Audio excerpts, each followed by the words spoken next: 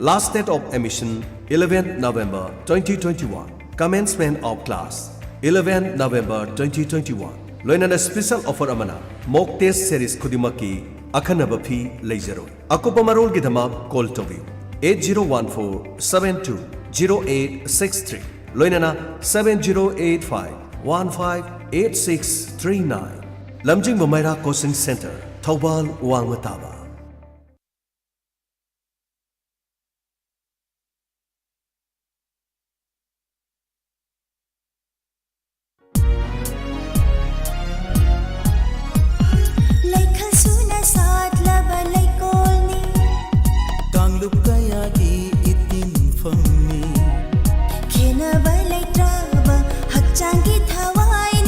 Diamond FM Radio. Oh, Diamond FM Radio. 91.2 Diamond Radio Channel.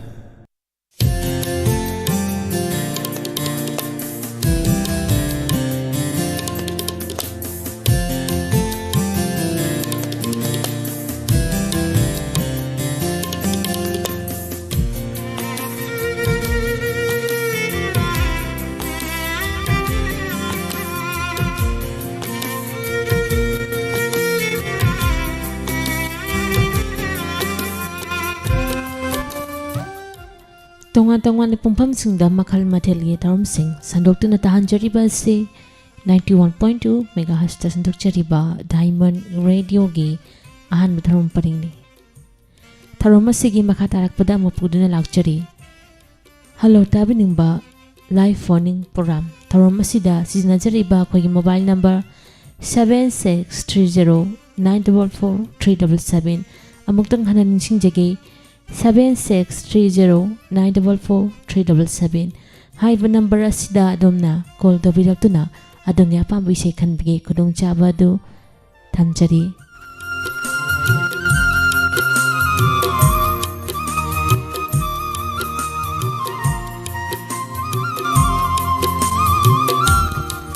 sandok jari batharam asigi ahanba laiba faraba caller lakochage caller asina karam bise khanbire haibadu mayam puna mo khangminase hello hello tajariye tabi kabra tajare ahan bada isagi ming laifam hana haibiu ai taibangan ni lang kabal ku gai taram nokshari sar taibangan ba ngasigi ahan ba laiba faraba caller ni adomna taram masida sarya birakpa adongi apambi se karamba ta sige ni nung siru zaina filam ni nauduna sakwa title song juga kano sanaton ni sogana peren badua peren bagi ni seran bagi itu ning shiyuri aina haina se hori bi sai se soidna kudol tamjage ado isai sibu tabi ningba maruma pangsing kana kana happy ngani sai sis cat group la kaselam bam dinota ketri unima aja konthojam abema adiga dise solim bam ai sikelo na na tuji diamond radio tawaya ma tabi na am kulin kami we hoya do sa taibangan ba haujikan sibu chang sang sibu karam kari mathel na hobirige ta gen jang ven me hantakti ni dam da kanya ni athong ban laukat ya re hai ta hoi ai idom bagumba hangam thong bagumba se dum hawri bani ko haujikan si so tagachari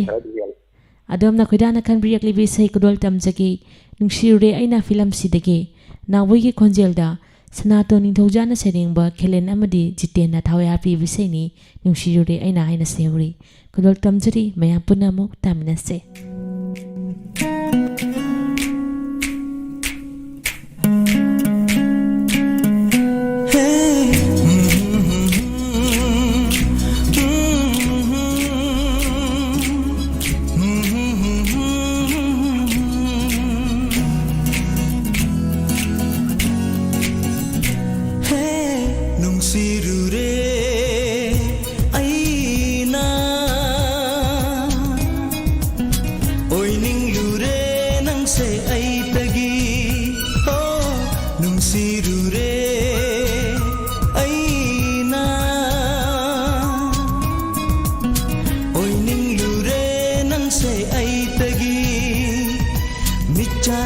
nang ai numitudagi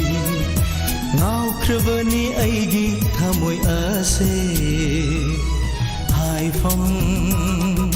खंदा हाइफम खंदा नंगी न तौदा नुंशिरुरे aina oi ninglure nang se ai tagi oi ninglure nang se ai tagi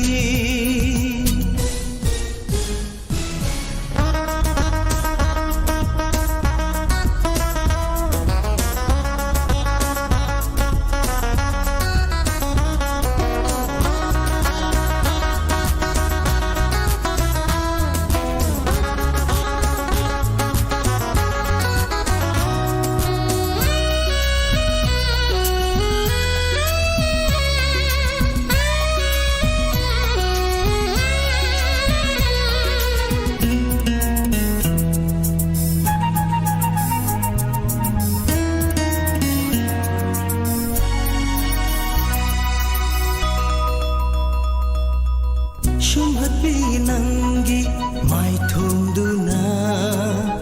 aibu pungau ngau handire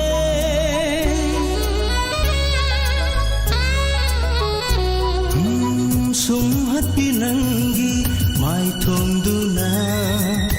aibu pungau ngau handire gulab man bichin baldugi rashi lay biminok tuna hey gulab man bichin baldugi rashi lay biminok tuna henadum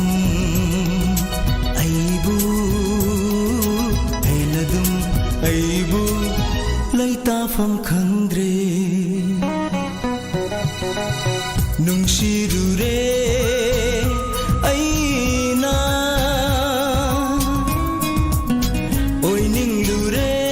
se ai tagi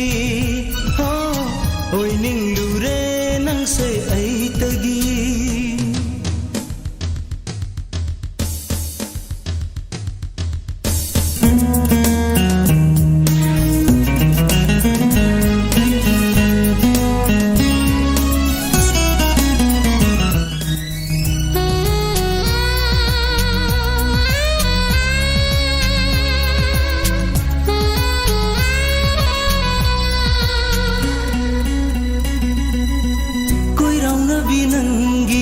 Misna anina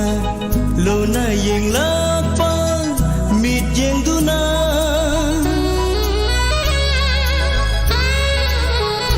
ho koi rau na vinangi misna anina lona yeng lapa mit yeng duna aigi thamoi se huran bire mit kup khuding khangam dare thamoi se huran bire mit kup khuding khangam dare nangi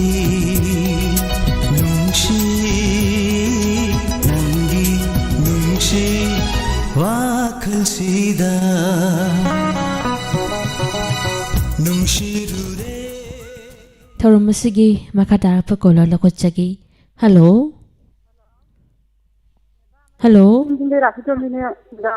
Good morning isagi ming leifam haibiu kana oibirabano Texam maning singdagi rafi singda Texam maning singdagi rameshori haibibako mero angasigi tharum sida saruya birakpa taram lokchari adongya pambi sei karambata sige khamba toibigi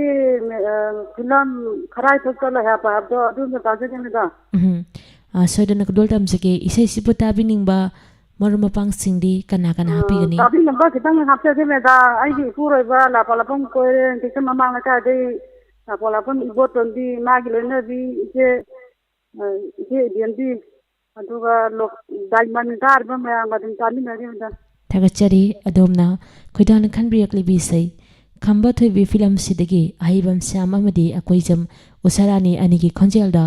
Bijen Kumar Saramana Saringba ahibam samna sayang ni bisaini kharai thakda lehapagum kachakraba agi thawaini hain seori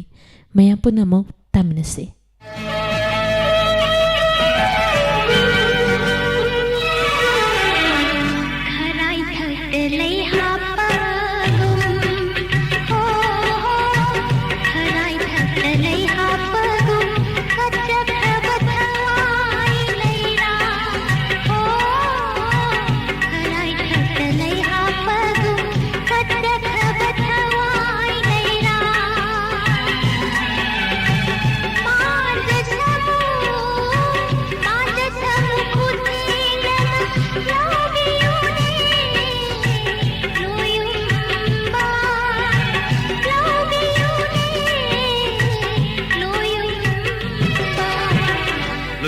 kumjang ai jarakpa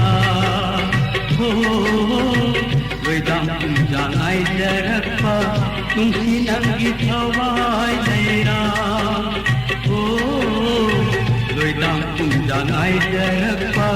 nungsi nangi thawai leira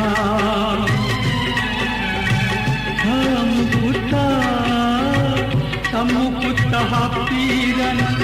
ham jarage ham uinda ham jarage ham uinda Kharai thakdalai hapa ho kharai thakdalai hapa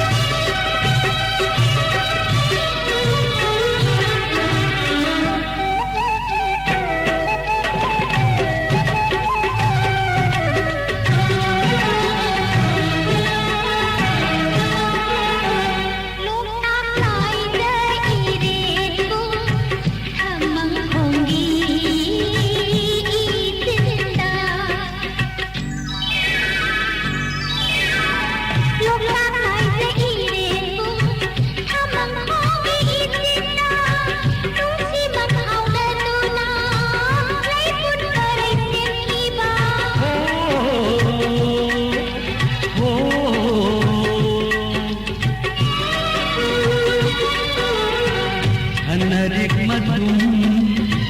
madum taktuna hari namung nagriba kaina nong horaktuna awahi jomlang kiba hangin laina lang pagire obi kita haraw jare Wong bagi nong koni Yungsi wai punharani Yungsi wai punharani Gaitam kumjang ai jarakpa Oh Gaitam kumjang ai jarakpa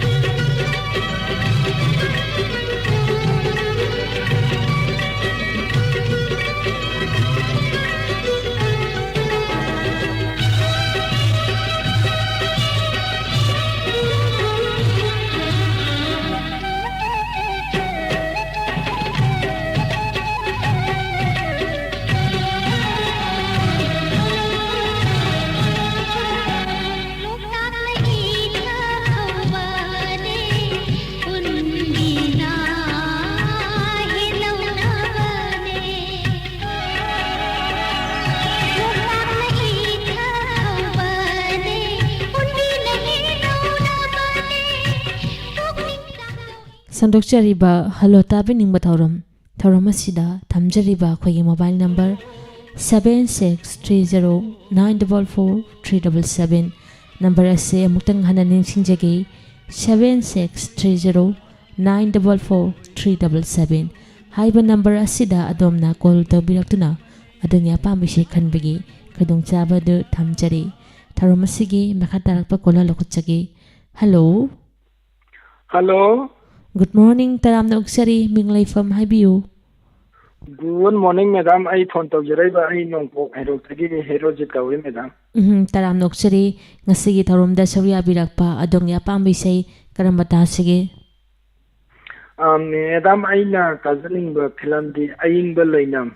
Hariba Film at the Gay Postarani Amadi Dines and Nipuna Sanginaba. Say, Ahuba Parina. Humlagling a city, I did Hamoida Aing Belina Pudana. haina se wise joina tajaningi madam yamna fazzabe isai ne sorena kudol tamjage tabining ba marmapang sing kana kana happy gani haibiyo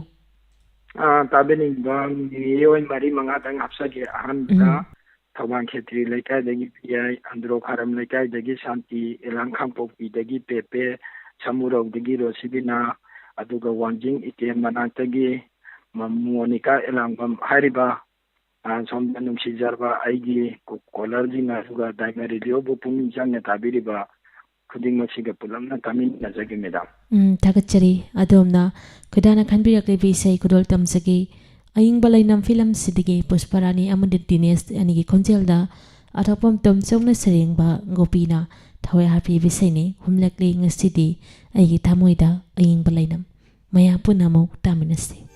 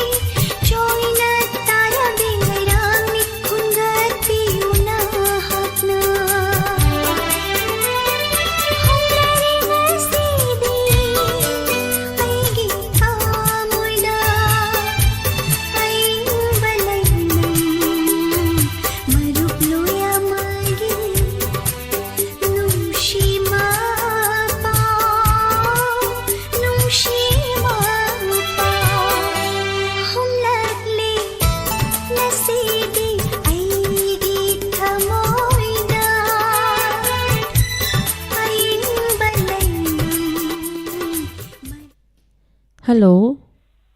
Hello. Good morning, Taramna Uksari. Minglay from Kangjagi, Haibiyo. Good morning, madam. On Taujari, I give you, I go, I give like some Thawang Khitri Laikai de Madam. Hoi konjal si tajabada khangjare. Haibiyo adungi apang bisay karamba tasige. Madam Imam Mase Isha Tangkai Hariba Film Dinagi Maiting Ubom Saga Pusparani Gana Sakpa Nungchi Nungol Hona Tha Haiba Isaido the Tazang Yanga. Yamna fazabisay makagni ningsi nungol hongna tha ningtham kalen chatna tha na se hori bisay. Soide na kudol tamjagi tabi ningba marmapang sing kana haibi gani. Madam Ahung Kang Hapera. Happy. Aigi ise kaina hal hoje diamond thawa yauna ta duna khoi da leibiri madam aduga aigi ise asawi duga nopo heroke herosika akhoi diamond tare bapuna mo madam tammi nazar Thagachare madam bi ai sa ising gadi thongbi rabro saksha tu e madam hoi hojikan sibo ningtham tha oibanina kai material na gadi hawiri ke Matam gi injang habne madam hangam molo kubi sabse waro adum hawe madam hojike hawa matam nina khoi hangam thongba se yongchak singju masuraga tunghan bi ga do tunghan be taw bodo chaluk ta masi da pa ga di haksang kya nungai do man de haijari ba ko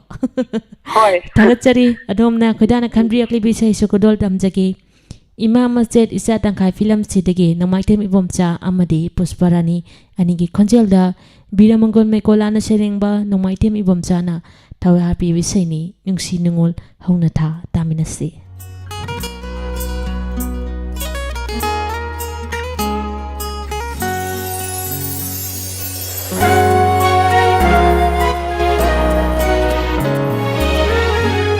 nungsi nungol hongna tha ningtham kalen tai na tha nungsi nungol hongna tha hangama pat sat na tha lagle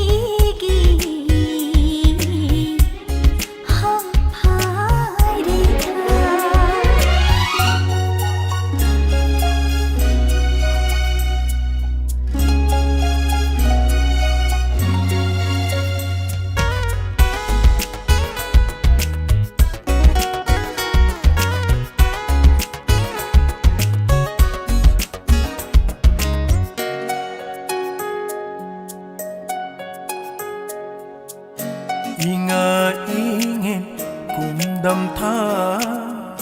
tharo thamba sana tha Inga ingin kumdam tha nung si khudol tamna tha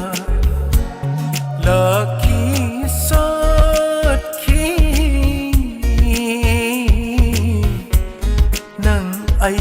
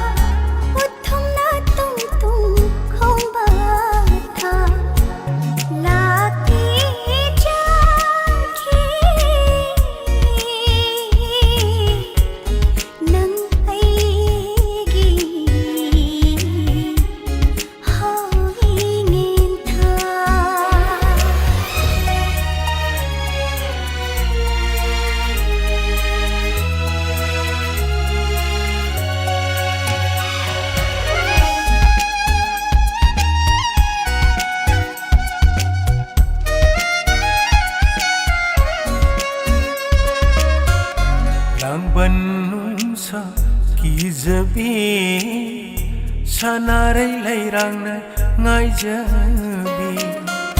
ꯂꯥꯡꯕꯟ ꯁꯥ ꯀꯤꯖꯕꯤ ꯊꯥꯕꯜꯒꯤ ꯃꯉꯥꯅ ꯂꯩꯇꯦꯡꯕꯤ ꯂꯥꯛꯏ ꯆꯠꯈꯤ ꯅꯪ ꯑꯩꯒꯤ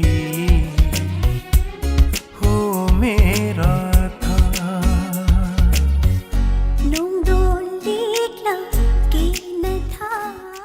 ꯁꯟꯗꯣꯛꯆꯔꯤꯕ hello ꯇꯥꯕꯤꯅꯤꯡꯕ ꯊꯧꯔꯝ ꯑꯁꯤꯗ ꯁꯤꯖꯤꯟꯅꯖꯔꯤꯕ ꯑꯩꯈꯣꯏꯒꯤ mobile number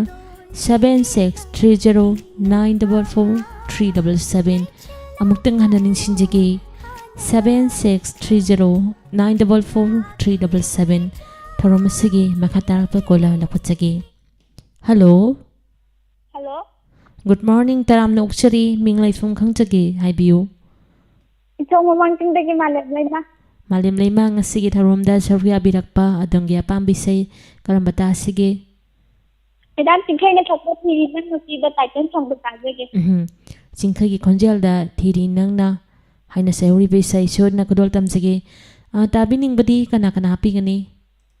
ꯇꯥꯕꯤꯅꯤꯡꯕꯁꯦ diamond ꯊꯋꯥꯅ ꯇꯥꯕꯤꯔꯛꯄꯅ ꯇꯥꯖꯔꯒꯦ ꯊꯥꯒꯠꯆꯔꯤ ꯃꯥꯂꯦꯝ ꯂꯩꯃꯅ ꯈꯣꯏꯗꯥꯅ ꯈꯟꯕꯤꯔꯛꯂꯤꯕ ꯏꯁꯩ ꯆꯤꯡꯈꯩ ꯊꯣꯛꯀꯤ ꯈꯣꯟꯖꯦꯜꯗ ꯁꯛꯂꯤꯕ ꯏꯁꯩ ꯑꯃꯈꯛꯅꯤ ꯊꯤꯔꯤ ꯅꯪꯅ ꯍꯥꯏꯅ ꯁꯩꯍꯧꯔꯤ ꯈꯨꯗꯣꯜ ꯇꯝꯖꯔꯤ ꯇꯥꯃꯤꯟꯅꯁꯤ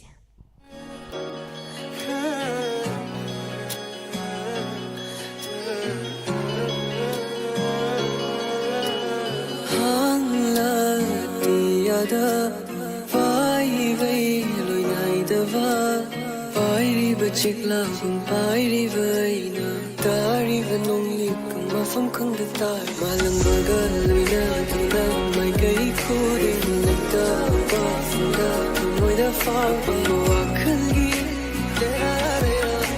ꯄꯣꯊꯥꯐꯝꯅꯤ ꯊꯦꯡꯅ ꯀꯥꯏꯗ ꯑꯩꯕꯨ ꯃꯐꯝ ꯈꯨꯗꯤꯡ ꯆꯠꯂꯒ ꯅꯪꯅ ꯁꯤꯕ ꯃꯥꯂꯪꯗ ꯆꯦꯜꯂꯤꯕ ꯏꯆꯦꯜꯅ ꯂꯩꯆꯤꯜꯗ ꯊꯣꯛꯂꯤꯕ ꯊꯥꯖꯕ ꯃꯐꯝ ꯈꯨꯗꯤꯡ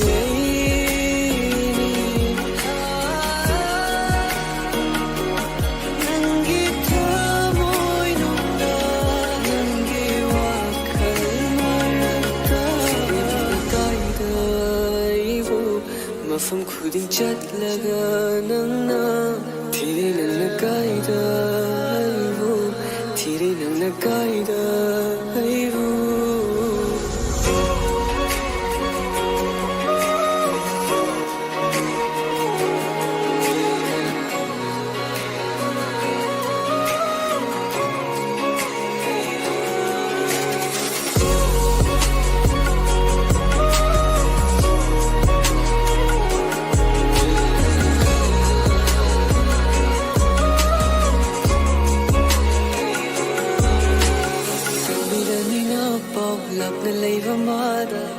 ꯐꯪꯗꯃꯗꯤ ꯈꯧꯔꯥꯡꯅ ꯉꯥꯏꯖꯕ ꯅꯨꯡꯁꯤ ꯄꯥꯎꯖꯦꯜ ꯄꯨꯗꯨꯅ ꯂꯥꯛꯂꯒꯦ ꯑꯩꯗꯤ ꯂꯤꯔꯝꯒꯦꯅꯦ ꯑꯩꯅ ꯃꯥꯅ ꯐꯣꯡꯉꯝꯗ ꯋꯥꯔꯤ ꯄꯤꯔꯝꯂꯣꯅꯦ ꯄꯥꯎꯈꯨꯝ ꯑꯩꯃꯨꯛ ꯇꯝꯂꯨꯔꯒꯦꯅꯦ ꯊꯃꯣꯏꯅꯕꯨ ꯁꯦꯡꯅꯔꯤ ꯋꯥꯈꯜꯅꯕꯨ ꯌꯥꯔꯗꯤ ꯂꯥꯛꯂꯒꯦ ꯑꯩꯗꯤ ꯄꯣꯊꯥꯔꯒꯦ ꯅꯪꯒꯤ ꯊꯃꯣꯏꯗꯨꯗ ꯃꯥꯂꯪꯕꯒ ꯂꯣꯏꯅꯗꯨꯅ ꯃꯥꯏꯀꯩ ꯈꯨꯗꯤꯡꯃꯛꯇ ꯋꯥꯐꯝꯗ ꯊꯃꯣꯏꯗ ꯐꯥꯎꯕ ꯋꯥꯈꯜꯒꯤ ꯄꯣꯊꯥꯐꯝꯅꯤ ꯊꯤꯔꯤ ꯅꯪꯅ ꯀꯥꯏꯗ ꯑꯩꯕꯨ ꯃꯐꯝ ꯈꯨꯗꯤꯡ ꯆꯠꯂꯒ ꯅꯪꯅ ꯁꯤꯂꯤꯕ ꯃꯥꯂꯪꯗ ꯆꯦꯜꯂꯤꯕ ꯏꯆꯦꯜꯅ ꯄꯥꯏꯔꯤꯕ ꯂꯩꯆꯤꯜꯗ ꯊꯣꯛꯂꯤꯕ ꯊꯥꯖꯕ ꯃꯐꯝ ꯈꯨꯗꯤꯡ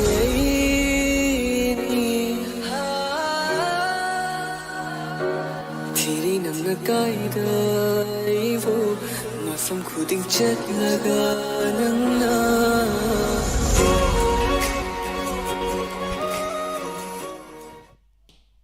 ꯍꯜꯂꯣ ꯍꯜꯂꯣ ꯍꯜꯂꯣ ꯇꯥꯖꯔꯦ ꯏꯁꯥꯒꯤ ꯃꯤꯡ ꯂꯩꯐꯝ ꯈꯪꯖꯒꯦ ꯀꯅꯥ ꯑꯣꯏꯕꯤꯔꯕꯅꯣ ꯅꯥꯃꯩꯗꯣꯟꯗꯒꯤ ꯑꯕꯦꯝꯆꯥꯅꯤ ꯃꯦꯗꯥꯝ ꯅꯥꯃꯩꯗꯣꯟꯗꯒꯤ ꯑꯕꯦꯝꯆꯥ ꯉꯁꯤꯒꯤ ꯊꯧꯔꯝꯗ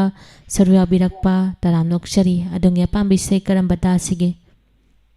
बांग्लादेश के सना तंपा फिल्म के नुसी क्रेदा नुसी नंगसे तबुजे ताजा गेमदा Bangladesh ki sana tamfa film sidagi Roji Haisnami khonjelda saklibi sei soidana kudol tamjagi tabining ba marumapang sing kana kana happy gani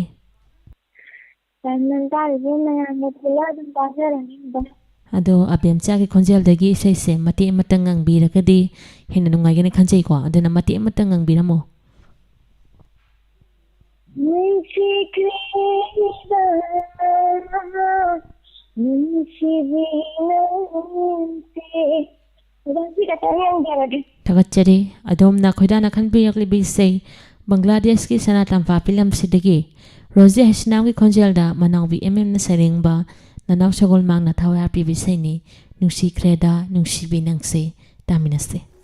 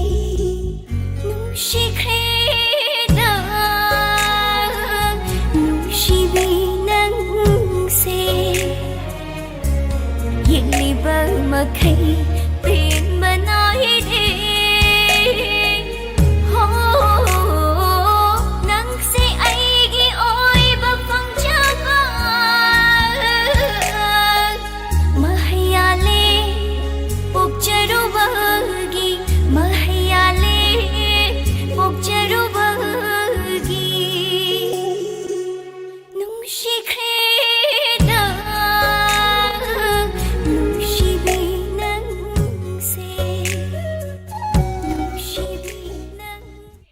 Hello. Hello. Good morning. Isagi Minglay from Habiyo. Jereven Kamakat. Chiroli. Network. Tabibra. Network sa kitang nungay tapa mali ko. Sirolili haibadi kang jare ko. Sirolili film dagi kunja behari ka lo si binang sakpa isay. Sirolili ko dol tam chaki. Aduga Isagi Minglay from do. Amugtang han Habiyo. Network sa kitang nungay trago. Hoy hoy tajare amugtang han Habiyo. Waro bibaya de network sinani. Amugtang han Habiyo. Ikaw makalakay dagi zinita. Hoy hoy adom na khanbirakli bisai sojo na kodol tamjage ado tabining ba marma pang sindi kana happy gani Tapi niya diamond butari ba duare de sinfang din santo tari sinam padin pazarage. ado call to birakli baisa gi khonjel dagi mati matang ang biragadi hena nungai gani khanjai Aw kuira mine sai tang mati am dingang jirake ko. hoy hoy ngang biro mati matang O nung sila mamada kalakma hafsan nangi babana lamati sino saksara ito. Tagachari adom na koidana khanbirakli bisai siroilili film sidagi kunja bihari amadi rosibina anigi khonjel da ti ai samuna saringba ogit na tawe happy bisai ni kada ying law haina seuri kudol tamjari mayam punamuk taminase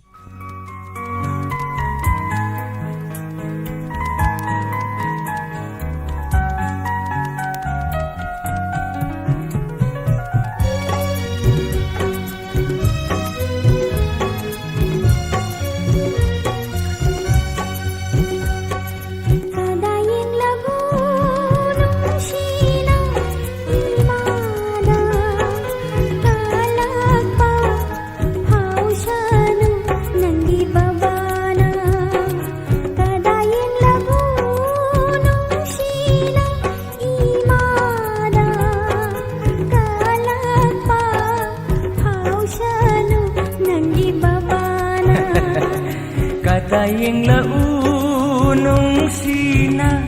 babada galagpa hausanu nanggi mamana kadayeng launong sina babada galagpa nanggi mamana mira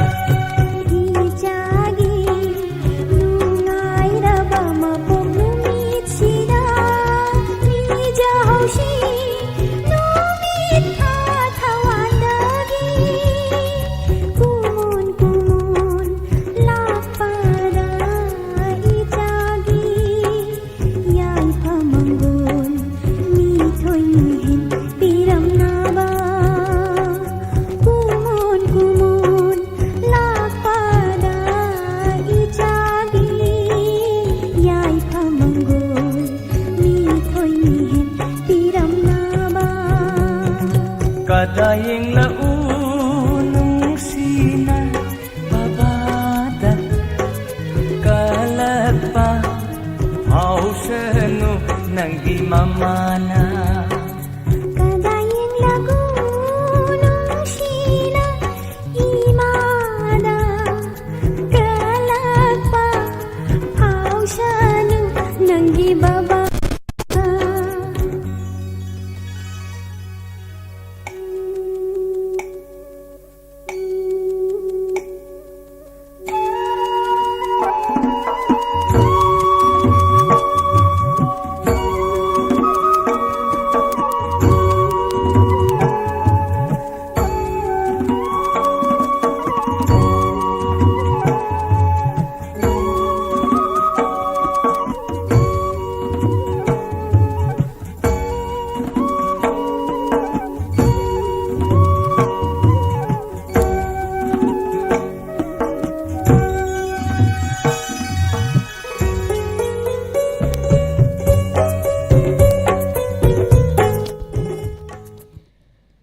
ꯂꯦꯞꯄ ꯂꯩꯇꯅ ꯆꯠꯂꯤꯕ ꯃꯇꯝ ꯃꯥꯒꯤ ꯈꯣꯡꯆꯠ ꯏꯟꯅ ꯁꯟꯗꯣꯛꯆꯔꯤꯕ ꯊꯧꯔꯝ ꯑꯁꯤꯒꯤ ꯑꯔꯣꯏꯕ ꯀꯣꯂꯔꯒꯤ ꯄꯨꯡꯐꯝ ꯑꯗꯨ ꯌꯧꯁꯤꯟꯖꯔꯛꯂꯦ ꯁꯟꯗꯣꯛꯆꯔꯤꯕ ꯊꯧꯔꯝ ꯑꯁꯤꯒꯤ ꯑꯔꯣꯏꯕ ꯀꯣꯂꯔꯅ ꯀꯔꯝꯕ ꯏꯁꯩ ꯈꯟꯕꯤꯔꯛꯏ ꯍꯥꯏꯕꯗꯨ ꯃꯌꯥꯝ ꯄꯨꯟꯅ ꯑꯃꯨꯛ ꯈꯪꯃꯤꯟꯅꯁꯤ ꯂꯧꯈꯠꯆꯒꯦ ꯍꯜꯂꯣ ꯍꯜꯂꯣ ꯒꯨꯗ ꯃꯣꯔꯅꯤꯡ ꯇꯔꯥꯝꯅ ꯑꯣꯛꯆꯔꯤ ꯃꯤꯡ ꯂꯩꯐꯝ ꯍꯥꯟꯅ ꯍꯥꯏꯕꯤꯌꯨ ꯀꯔꯤ ꯍꯥꯟꯅ ꯇꯥꯍꯧꯗ꯭ꯔꯦ ꯇꯔꯥꯝꯅ ꯑꯣꯛꯆꯔꯤ ꯑꯍꯥꯟꯕꯗ ꯏꯁꯥꯒꯤ ꯃꯤꯡ ꯂꯩꯐꯝ ꯍꯥꯟꯅ ꯍꯥꯏꯕꯤꯌꯨ ꯇꯦꯛꯆꯝ ꯕꯖꯥꯔꯗꯒꯤ ꯃꯩꯍꯧꯕꯝ ꯁꯨꯃꯤꯂꯥ ꯀꯧꯋꯦ ꯇꯦꯛꯆꯝ ꯕꯖꯥꯔꯗꯒꯤ ꯍꯩꯅꯧꯕꯝ ꯁꯨꯔꯃꯤꯂꯥ ꯍꯥꯏꯕꯀꯣ ꯇꯔꯥꯝꯅ ꯑꯣꯛꯆꯔꯤ ꯑꯗꯣꯝꯒꯤ ꯑꯄꯥꯝꯕ ꯏꯁꯩ ꯀꯔꯝꯕ ꯇꯥꯁꯤꯒꯦ ꯂꯩꯔꯝꯃꯤ ꯑꯩꯒꯤꯁꯨ ꯇꯧꯕꯗ ꯀꯩꯅꯣ ꯔꯟꯕꯤꯔ ꯊꯧꯅꯥꯅ ꯁꯛꯄ ꯏꯁꯩꯗꯣ ꯍꯣꯏ ꯍꯣꯏ ꯍꯣꯏ ꯍꯣꯏ ꯁꯤꯗꯅ ꯈꯨꯗꯣꯜ ꯇꯝꯖꯒꯦ ꯂꯩꯔꯝꯃꯤ ꯑꯩꯒꯤꯁꯨ ꯐꯤꯂꯝꯗꯒꯤ ꯇꯥꯏꯇꯜ ꯁꯣꯡꯁꯦ ꯇꯥꯕꯤꯅꯤꯡꯕꯗꯤ ꯀꯅꯥ ꯀꯅꯥ ꯍꯥꯞꯄꯤꯒꯅꯤ ꯇꯥꯕꯤꯅꯤꯡꯕꯗꯤ ꯑꯩꯈꯣꯏ ꯏꯃꯨꯡ ꯃꯅꯨꯡꯒꯤ ꯀꯩꯅꯣ इमुंग मनुंगी मियोय कामिनारगे ꯊꯥꯒꯠꯆꯔꯤ ꯑꯗꯣꯝꯅꯁꯨ ꯑꯔꯣꯏꯕ ꯀꯣꯂꯔꯅꯤ ꯑꯗꯣꯝꯅ ꯈꯣꯏꯗꯥꯅ ꯈꯟꯕꯤꯔꯛꯂꯤꯕ ꯏꯁꯩ ꯂꯩꯔꯝꯃꯤ ꯑꯩꯒꯤꯁꯨ ꯐꯤꯂꯝꯁꯤꯗꯒꯤ ꯔꯟꯕꯤꯔ ꯊꯧꯅꯥꯒꯤ ꯈꯣꯟꯖꯦꯜꯗ ꯑꯥꯔ ꯀꯦꯂꯥ ꯁꯒꯣꯜꯁꯦꯝꯅ ꯁꯩꯔꯦꯡꯕ ꯔꯟꯕꯤꯔ ꯊꯧꯅꯥꯅ ꯁꯩꯔꯥꯡꯂꯤꯕ ꯏꯁꯩꯅꯤ ꯂꯩꯔꯝꯃꯤ ꯑꯩꯒꯤꯁꯨ ꯍꯥꯏꯅ ꯁꯩꯍꯧꯔꯤ ꯃꯌꯥꯝ ꯄꯨꯟꯅ ꯑꯃꯨꯛ ꯇꯥꯃꯤꯟꯅꯁꯤ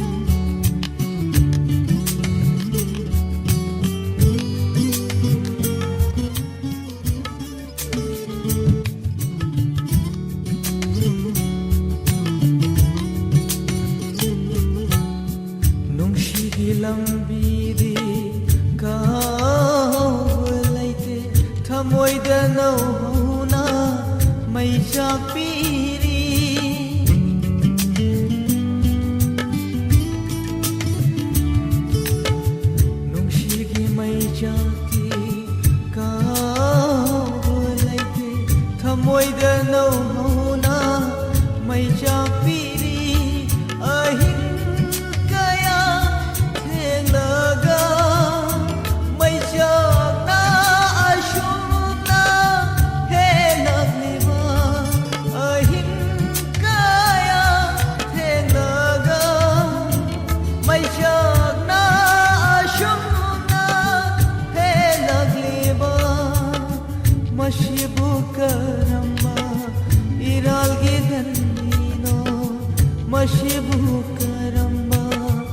इरालगी चैनानो हायरम्मो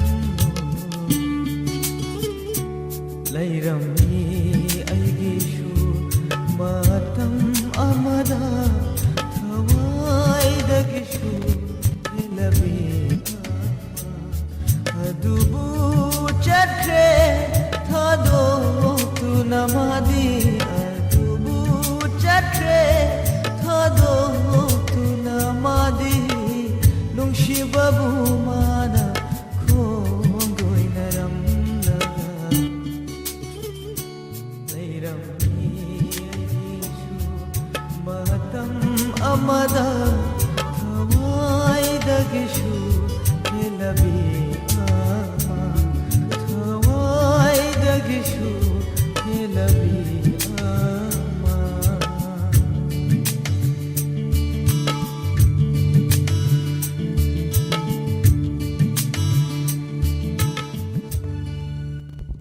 Kadol tamdan tahan saki bese siga lonena hausiki oinadi sandokchariba halota bining batharum matang sida losinjari thagachari punamapu tharumasibu hawdagi leba phawbata bikiba saruya birakhiba amadi koldi tobidaktuna phangholda bastingisu mathangi tharum amagi damak all the best tharum sandoktuna tahan jariba se 91.2 megahertz sandokchariba diamond radio gi ahan tharum paringni